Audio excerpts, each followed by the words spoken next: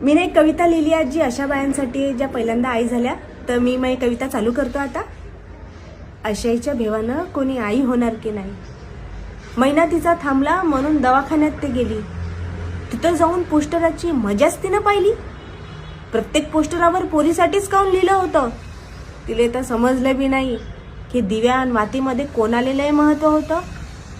म्हणून तिच्या मनात आलं की तिले पोरग होईल की पोरगी बाई. आशयाच्याच भेवानं कोणी आई होणार की नाही. सारायचं टेन्शन आपल्यालाच तर राहते. काऊन की येणारा जाणारा प्रत्येक जण म्हणते पाहिजो बाई तुले पोरगच होते. अरे 10 पोरी झाल्या तरी कुठल्याच मायले फरक पडत नसते. काऊन की उलसक कापलं तरी बोंबलणाऱ्या लोकांना जीवातून जीव काढणं काय सोपं असते. या दवाखान्यातनी पोरगी झाल्यावर खोटे नाटे खुश होणारे मी लय पाहिले बाई.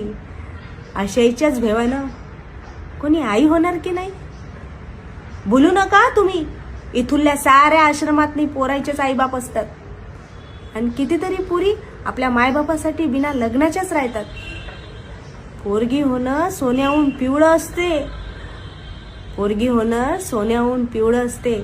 काऊन की जेव्हा आपली माय जाते तेव्हा लेकी बहिणीतच माया सापडते.